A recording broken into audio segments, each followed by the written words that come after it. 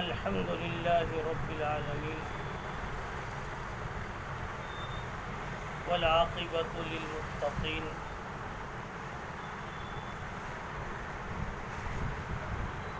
والصلاة والسلام على سيد الأنبياء وأفضل المرسلين وعلى آله وصحابه أجمعين.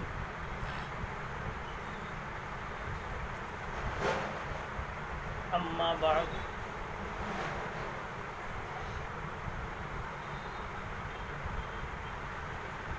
فأعوذ بالله من الشيطان الرجيم. بسم الله الرحمن الرحيم.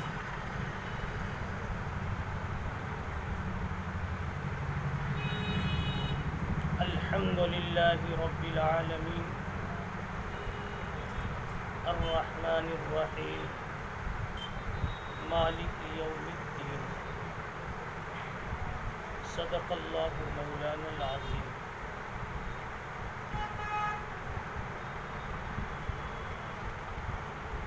محترم بزرگوں، دوستوں،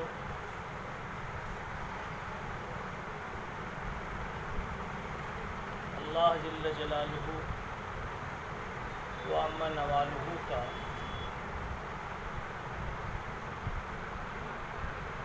بہت بڑا کرم ہے، اس کا احسان ہے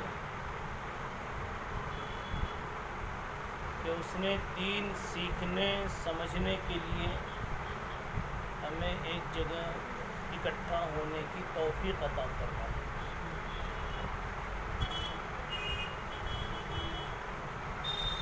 اگر آپ غور کریں گے تو آپ کو لگے گا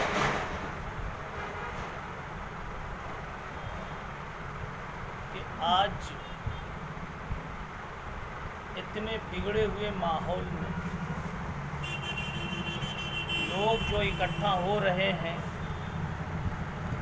دین کی نسبت پر،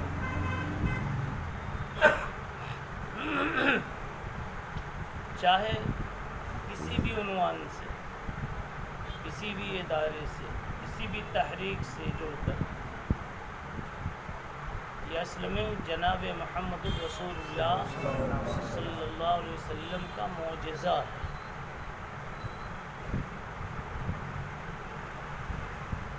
سورہ علم نشرح میں اللہ تعالیٰ نے کہا تھا وَرَفَعْنَا لَكَ ذِكْرَكَ، تیرے نام کی بلندی ہم نے لکھ دی ہے پیغمبر صلی اللہ علیہ وسلم. آپ کے نام کی بلندی لکھ دی ہے، آپ کا چرچا ہوگا، شہرا ہوگا، آپ کی باتیں زندہ رہیں گی، آپ کی عظمت لوگوں کے دلوں میں رہیں گی، آپ کی تعلیمات سب پر غالب رہیں گی، آپ کے دیے ہوئے سارے اشارات آخر تک موجود رہیں گے. یہ ہے وَرَفَعْنَا لَكَ ذِكْرَكَ. سرکار دو عالم صلی اللہ تعالی علیہ وسلم نے اپنی مبارک زندگی سے جو نقشہ دیا، وہ سارا کا سارا نقشہ آج امت میں موجود ہے الحمدللہ. بس کمی کیا ہے؟ وہاں نبی کی آنکھوں کے سامنے ایک ایک صحابی میں ساری خوبیاں نظر آتی تھی، اور خود جناب رسول اللہ صلی اللہ علیہ وسلم میں ساری خوبیاں ایک جگہ. لیکن آج امت میں یہ چیزیں بٹ گئی، مگر نبی کی ہر چیز موجود ہے، ہر چیز موجود.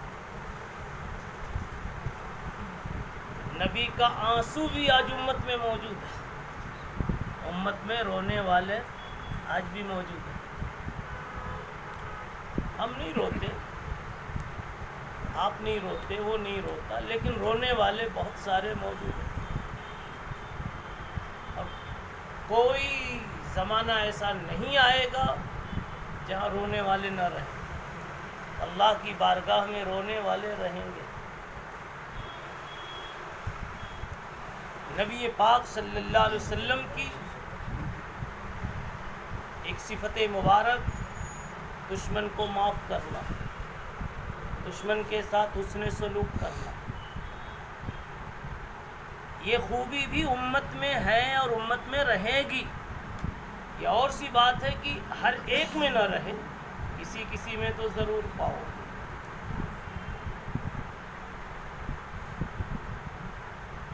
مال اللہ کے نام پہ لٹا دینا، لگا دینا، آج بھی الحمدللہ امت میں ایک سے ایک دل کے اور حوصلے کے بلند و بالا انسان موجود ہیں. اگر امانت دار پا جائیں کسی کو، اس کو پیسہ دوں گا، صحیح جگہ لگائے گا، تو گھر سے باہر نکل کر پورا گھر آپ کو مسجد مدرسے کے نام پر دینے کے لیے تیار ہو جائے. ایسے بھی امت میں افراد ہیں، کہتے ہیں میں کہیں بھی جی لوں گا. لے جاؤ، اللہ کا گھر بناؤ، دارالقرآن بناؤ.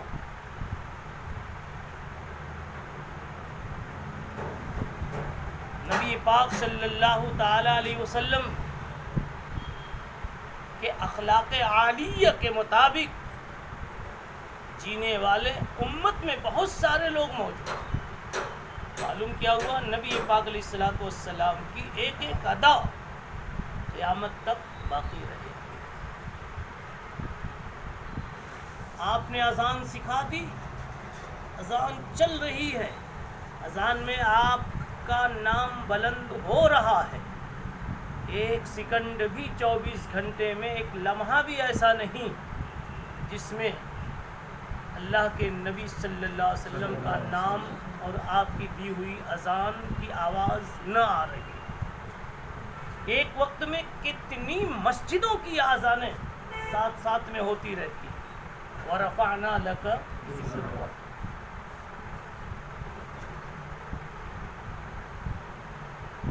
یہ نبی پاک علیہ الصلوۃ والسلام کا معجزہ. یہاں اتنے بیٹھ گئے، کہیں اور بیٹھ گئے، کہیں اور بیٹھ گئے. بڑے بڑے اجتماعات ہوتے، لاکھوں اکٹھا ہو جاتے، اور کچھ نہیں تو کم از کم دیکھو حج کے موقع پر لاکھوں دیوانے اکٹھا ہو جاتے اور لاکھوں لگا کے دیوانے ہو جاتے. یہ کیا چیز ہے؟ وَرَفَعْنَا لَكَ ذِكْرَكَ. قیامت تک یہ نظام رہے گا کہ نبی پاک صلی اللہ علیہ وسلم کی ایک ایک سنت کو، ایک ایک ادا کو کہو، باقی رکھنے والے امت میں افراد موجود رہیں گے. بلکہ اس نبی کی عظمت کی ایک کڑی یہ بھی ہے کہ آج اگر دیکھو 8 سال کا بچہ، 6 سال کا بچہ، 9 سال کا بچہ سینے میں 30 پارے یاد کر کے حافظ قرآن بن جاتا ہے. 9 سال کے تو بکثرت مل جائے گا. کیا بات. وَرَفَعْنَا لَكَ ذِكْرَكَ. میرے نبی نے جو قرآن لا کے سنا دیا، قیامت تک اب اس کو کوئی مٹا نہیں سکتا، اس آواز کو کوئی دبا نہیں سکتا. نبی پاک صلی اللہ علیہ وسلم نے تزکیے کا بھی کام کیا، دلوں کی صفائی کا. آج بھی لوگ اپنے کو مزکا اور مربع بنانے کے لیے، اپنا کھوٹ اندر سے نکالنے کے لیے، اپنی بیماری کا علاج کرنے کے لیے تنہائیوں میں پیروں سے اپنی باتیں کہتے ہیں. ورنہ کون ہے جو اپنا عیب کسی کو سنائے؟ یہ کیوں فکر ہوئی جی؟ یہ کہاں سے یہ سبق ملا؟ یہ وہیں سے ملا جس کے بارے میں وَرَفَعْنَا لَكَ ذِكْرَكَ ہے. ایک ایک ادا نبی کی قیامت تک باقی ہے. اب اس پر ایک کڑی اور جوڑ لیجیے. ابھی تک تو یہ تھا قرآن زندہ رہے گا، قرآن کی حفاظت ہوگی. ہم تو اس فضل ربی میں دیکھ رہے ہیں کہ قرآن جن اوراق پہ لکھا ہوا ہے، ان اوراق کی حفاظت کا بھی اللہ نے ایک منظم نظام بنا دیا. اور یہ امت کی ایک بہت بڑی بھول پائی جاتی تھی، تو اللہ کو رحم آیا اور یہ ادارہ بنا دیا. کبھی ہمارا ذہن نہیں گیا. اصل میں ہم بے انصافی کے بھی عادی ہو چکے ہیں، بے انصافی کے عادی ہو چکے ہیں. ہر جگہ دو رخا پن ہے، ہر جگہ دو رخا پن. خریدنے جاتے ہیں تو چاول کے ایک ایک دانے کو دیکھتے ہیں. ہمارے من کے خلاف تو نہیں ہے، کچا تو نہیں ہے. اور جب بیچنے جاتے ہیں تو جلدی سے ملا کے نکال دیں، تول دیں. اس وقت یہ فکر غالب ہوتی ہے. یہ امت کا مزاج. رشتہ دیکھنے جاتے ہیں بڑا زوردار آئینہ لے کے جاتے ہیں اور روشنی بڑی مضبوط لے کے جاتے ہیں. 22 جگہ 25 جگہ دیکھ ڈالتے ہیں، پھر ایک رشتہ تو کہیں چنتے ہیں. اور جب کہیں اپنا معاملہ آتا تو کئی کمزوریوں کو چھپا کر کے رشتہ کر ڈالتے ہیں. یہ انسان کا ایک مزاج ہے. اس کے لینے کا مزاج الگ ہے، اس کے دینے کا مزاج الگ ہے. یہ چاہتا ہے کہ میرا عیب کوئی نہ جانے، میرا وضو ٹوٹا تو کسی کو خبر نہ ہو. لیکن دوسرے کی چھوٹی بھی بات معلوم ہو گئی تو چوراہے پہ لانے کی کوشش کرتا. مزہ آتا ہے. کہتا ہے ارے بابا دیکھا وہ کیا ہو گیا. وہ دوسرا کہتا ہے کیا ہو گیا. لو اب داستان شروع. چین نہیں آتا جی آپس کی مجلسوں میں، ملاقاتوں میں، جب تک کہ کسی کی کہانی شروع نہ ہو جائے. چین نہیں آتا. اور خود ہم اپنے بارے میں یہ مزاج رکھتے ہیں کہ ہم سے کچھ بھی ہو جائے، کوئی ہمیں چھیڑے نہیں، ہماری کوئی بات کہیں کہے نہیں. یہ انسان کا دو رخا مزاج. اب سنیے یہ بات کیوں کہہ رہا ہوں، بات مسجد تک پہنچائیے. اپنے گھر میں جیسے ہی قدم رکھتے ہیں دکھتا ہے سامنے کا حال اتنا گندا کیوں ہے، صوفے کی چادریں اتنی میلی کیوں ہیں، یہاں جالے لگے ہوئے ہیں، وہ کچن صاف نہیں ہے، بیڈ روم اس قدر تتر بتر کیوں ہے.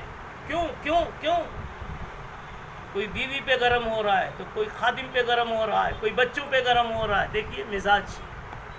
اور ہم ہی جب مسجد میں پہنچتے ہیں اللہ کے گھر میں، سب گرد و غبار اٹے پٹے رہتے ہیں.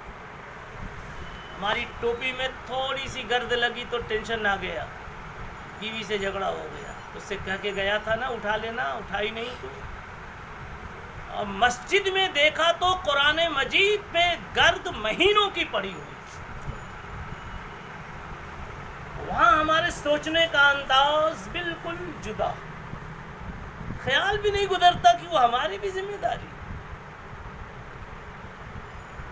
بس یہ سمجھا ہے کہ شاید مسجد کے مؤذن کی ذمہ داری ہے یا کسی کی ہوگی، میری تو نہیں. یہ دو رخا پن اس امت کا مزاج. ہمارے گھر کا سامان ٹوٹ جائے اس کی مرمت کرنا جانتے ہیں، ریپیرنگ جانتے ہیں. مسجد میں قرآن مجید پڑے رہتے ہیں، تختیاں ٹوٹ گئی اور آگ اس کے نکل چکے ہیں، لیکن اس کی درستگی کے پیچھے 25-50 روپیہ خرچ کرنا، سوچنا، فکر لینا کسی کو آتا ہی نہیں. یہ کتنی بے انصافی کی بات. قرآن مجید میں آیت بلکہ سورہ ہی مستقل ہے، سورہ تطفیف، ویل للمطففین۔ مطففین کا کیا مطلب ہے جانتے ہیں؟ جس کے لینے کا پیمانہ یعنی ترازو الگ، دینے کا ترازو الگ۔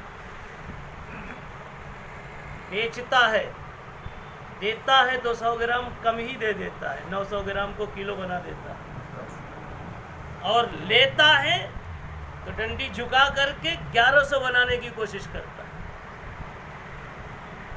اس کو قرآن نے کہا ہے کہ انسان تیرا مزاج معلوم ہے، اور تم جیسوں چالاکوں کے لیے الگ جہنم بنا رکھی ہے ہم نے۔ وَيْلٌ لِّلْمُطَفِّفِينَ۔ وہ ایک بات ہے ہنسنے جیسی لیکن بڑی پتے کی بات ہے۔ وہ بڑھیا آئی ایک عالم کے پاس، تعویذ دے دو۔ کیسا تعویذ؟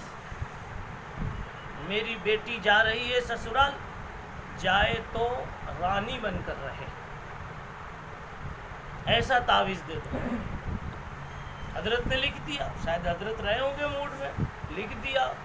گئی تو رانی بن کے رہ رہی، سب پر جمع کے رہتی، سب پر چھا گئی۔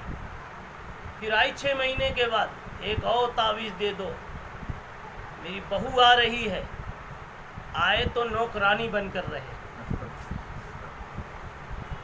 یہ انسان تیری سوچ ہے، اور یہ مرض اتنا لمبا چوڑا ہے جی کہ کہاں سے کہاں پہنچایا جائے۔ ہمارا یہ مزاج ہے کہ ہمارے میں تھوڑا بھی سلیقہ نہیں ٹوپی سیدھی کرنے کا، تھوڑا سا سلیقہ نہیں سرما سجانے کا، خوبی کچھ بھی نہیں، برائے نام کچھ ہو تو ہو، لیکن ہم بے قرار ہیں کہ ہماری کوئی تعریف کرے۔ جب تعریف کا نمبر آئے تو ہمارا بھی نام آوے، اور ایک آدمی سے ہماری بنتی نہیں، لیکن وہ بہت علم والا ہے، تقوی والا ہے، لیکن ہم سے نہیں بنتی کسی، ہم اس کی تعریف سننے کے لیے تیار نہیں، کرنا تو آگے کی بات ہے۔ بھئی یہ سب ہے کہ نہیں مزاج؟ وَيْلٌ لِّلْمُطَفِّفِينَ۔ یہ دو رخا پن نکالنا چاہیے۔ اس وقت میرے سامنے بات کرتے کرتے 2 بنیادیں آ گئی، اسی کی روشنی میں بات کر رہا ہوں، اور ابھی میں جوڑ دوں بات پوری ہو جائے گی۔ ایک بنیاد تو یہ ہوئی کہ یہ میں اتنا لمبا نظام دیکھ رہا ہوں، اتنے سارے قرآن مجید جو مختلف مسجدوں سے لائے گئے ہیں، مختلف گھروں سے لائے گئے ہیں۔ میں پوچھتا ہوں، عورتوں کے زیور رکھنے کے جو بکس ہوتے ہیں، کیا وہ بھی اس طرح ٹوٹے ٹوٹے ننگے ننگے ہوتے ہیں؟ آپ کے اپنے پیسہ رکھنے کے جو بکس ہوتے ہیں، یا آپ اور بھی کوئی چیز بنا لیجئے، کیا وہ بھی اس طرح سے ٹوٹے پھوٹے ہوتے ہیں؟ اسی گھر میں ہماری اگر ڈائری ہے دکان کی، کبھی اس طرح سے ٹوٹی پھوٹی نظر نہیں آئے گی، برابر اس کا کور چڑھا کے ڈھنگ سے کہیں رکھتے ہیں جس پہ گرد بھی نہ پڑے، کوئی چھو بھی نہ سکے، اور سارے گھروں میں ایسے پڑے ہوئے تھے۔ یہ 2 گلی پالیسی زندگی میں کیوں ہے میرے بھائیوں؟ اس دیکھ کے بات سمجھ میں آ رہی ہے، لایا کہاں سے گیا یہ قرآن؟ بھائی ایکسیڈنٹ کہیں ہوا جب تو مریض کا سر پھٹا ہوا، آپ صرف اتنا نہیں پوچھتے کہ سر پھٹ گیا، اتنا نہیں دیکھتے کہاں پھٹا، کیوں پھٹا، کس نے پھوڑا، ساری باتیں ہوتی نہیں ہوتی۔ تو ایسی بے حرمتی کے ساتھ گھروں پہ قرآن جو پڑھے تھے، کیوں پڑھے تھے جی؟ اٹھا کے پڑھنے کی توفیق نہیں ہوتی تو جس حالت میں ہے اس حالت میں وہ پڑے ہوئے، اور آپ کی دکان کی ڈائری روزانہ اس کی ضرورت ہے، اس لیے ایک پیج بھی پھٹا ہوا نہیں۔ رسول اللہ صلی اللہ علیہ وسلم نے، میں نے ابھی کہا نا، جو کچھ دے دیا ہے قیامت تک رہنے والا، اور ایک ایک ادا نبی کی، اگرچہ ایک انسان میں ساری باتیں نہیں ہوگی، لیکن مجموعی طور پر امت میں نبی کی ہر ادا زندہ رہے گی۔ اب یہ کہہ کے میں متوجہ کر رہا تھا کہ ہمیں یہ دیکھنا ہے کہ ہمارے حصے میں بھی نبی کی کوئی ادا آئی کہ نہیں آئی، نبی کی کوئی خدمت آئی کہ نہیں آئی، نہیں آئی تو اس کی فکر کرنے کی ضرورت ہے۔ آپ مدرسہ نہیں چلا سکتے تو مدرسہ چلانے والوں کا سپورٹ تو کر سکتے، پیسے سے نہیں کر سکتے تو آپ اپنے بیٹے پوتے نواسے کو مدرسے میں داخل کر کے مدرسے کو آباد تو کر سکتے۔ آپ کچھ نہیں کر سکتے جی، دور سے مدرسہ چلانے والوں کی حوصلہ افزائی کی تو بات تو کر سکتے کہ صاحب آپ بڑا اچھا کام کر رہے ہو، اتنا بھی نہیں آتا بولنا۔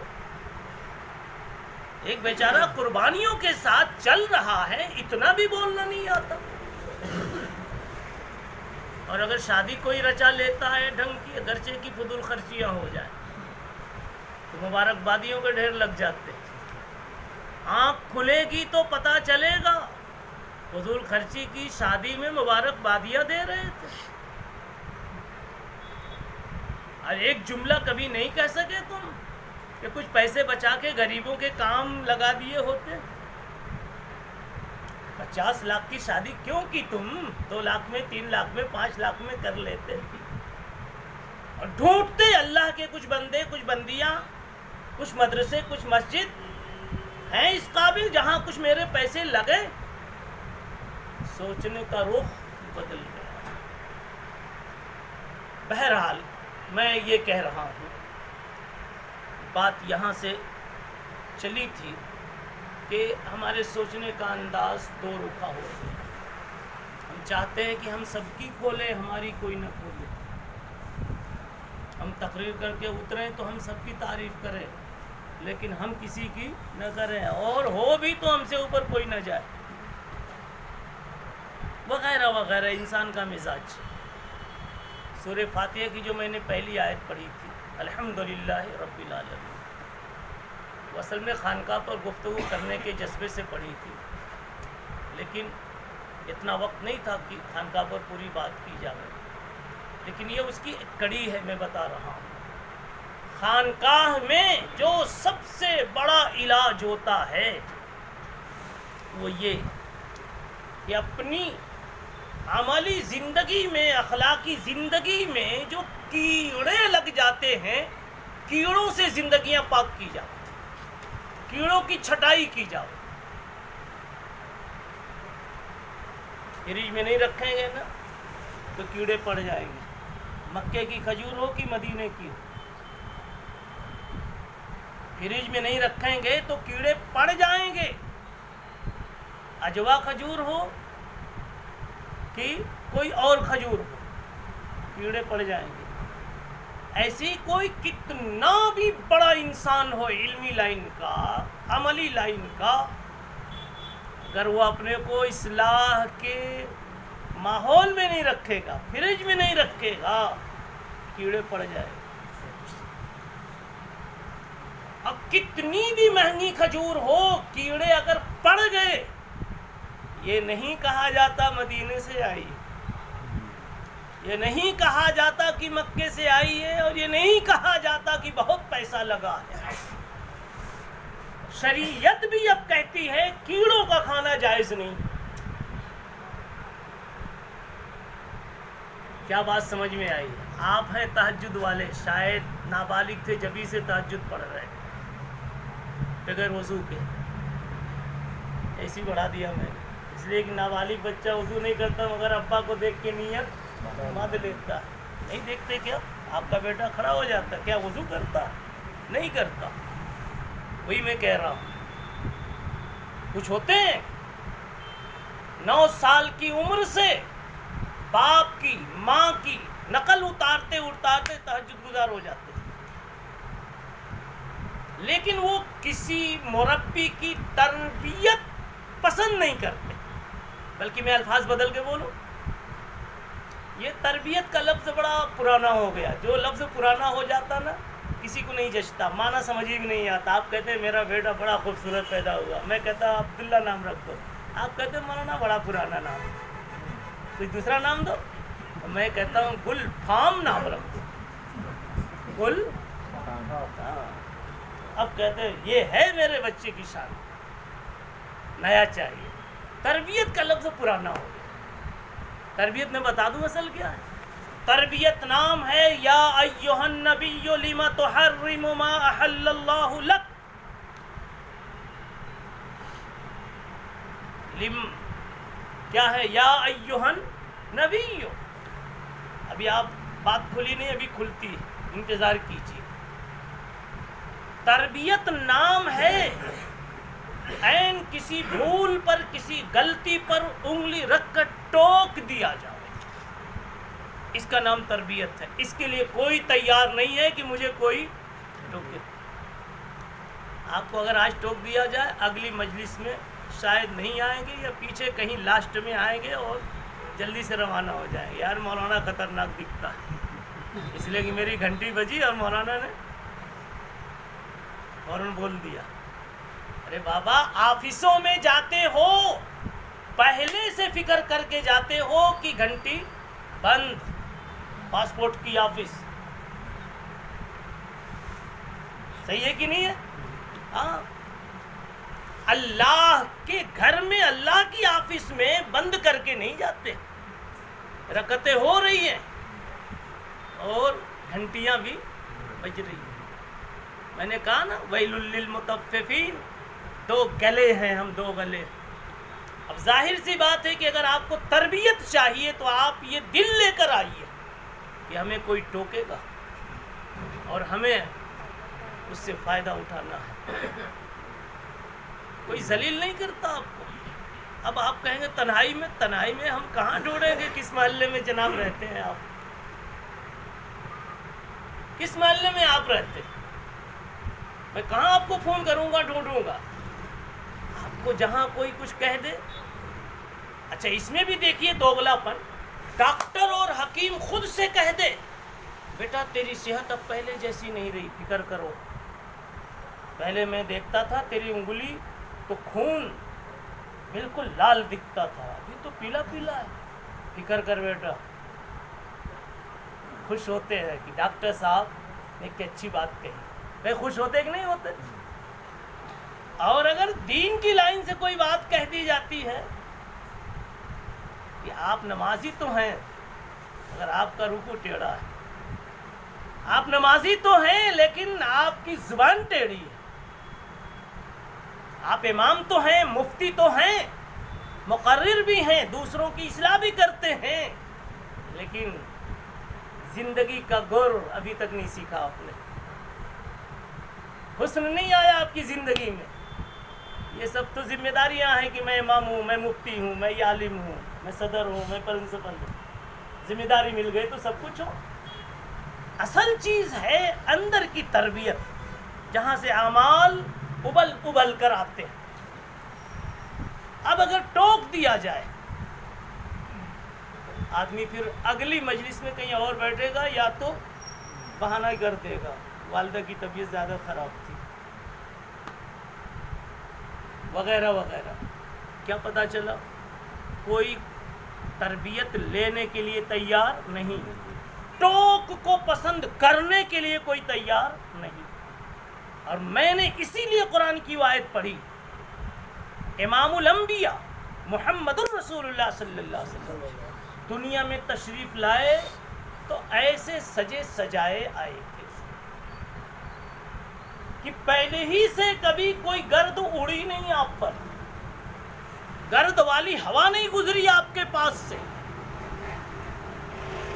نہ بدخلقی کی, نہ بد مزاجی کی, نہ بد گفتاری کی, نہ بد رفتاری کی, کسی قسم کی کوئی گندی ہوا آپ کے پاس سے گزری ہی نہیں.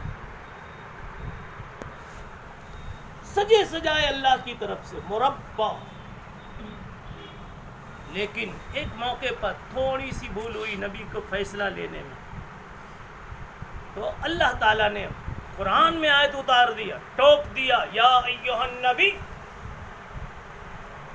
اللہ تعالیٰ چاہتے تو جبریل کو بھیج کے یوں ہی اصلاح کر دیتے اکیلے میں, جسے آپ کہتے ہیں نا مجھے اکیلے میں کیوں نہیں کہا. تو اللہ تعالیٰ چاہتے تو جبریل سے کرا دیتے. آپ کہتے یار مجھ کو مقتدیوں کے سامنے کیوں کہہ دیا, میں تو امام صاحب ہوں نا. میرے نبی تو اماموں کے امام ہے جی, علماء کے امام ہے نا, حفاظ کے امام ہے نا, سارے تہجد گزاروں کے امام ہے نا. قرآن کہہ رہا اور قیامت تک وہ پڑھا جائے گا کہ نبی کو ٹوکا گیا, یا ایھا النبی لم تحرم ما احل اللہ لک. اے نبی یہ کیا فیصلہ کر لیا, میرا انتظار تو کیے ہوتے. ٹوکا نبی. یہ چونکہ خانقاہ کی نسبت بھی آج کی مجلس میں جڑی ہوئی ہے, اس لیے یہ مزاج بنایا جاتا ہے کہ اگر ٹوکا جائے تو سمجھیے آپ کی طرف خیر متوجہ ہے, اور نہیں ٹوکا جاتا تو سمجھو اللہ کی طرف سے خیر کا فیصلہ ابھی ہٹا ہوا ہے. ڈاکٹر آج آپ کو آ کے منع کرتا ہے یہ گولی نہیں لینا, یہ گولی لینا, یہ نہیں لینا, یہ نہیں لینا, تو پتہ چلا ڈاکٹر کی توجہ متوجہ ہے, اور دے کر کے ڈاکٹر چلا گیا کہیں پکنک میں, کچھ پتہ نہیں تو سمجھ جاؤ کہ ڈاکٹر بے فکر ہو گیا. اس لیے تربیت لینی ہے تو اس کے لیے اپنے آپ کو تیار رکھنا پڑے گا. اب میں نے جو پہلی آیت پڑھی تھی نا, الحمدللہ رب العالمین, میں نے بیچ میں بھی کہا پوری خانقاہ اس میں ہے. پوری کیوں؟ درمیان میں ابھی میں نے کہا خانقاہ میں اعمال میں لگے ہوئے کیڑے کو نکالنا ہوتا ہے یا کیڑوں کو لگنے سے بچانا ہوتا ہے. کیڑے لگنے نہ پائے, اور لگ چکے ہیں تو نکال لیے جائیں.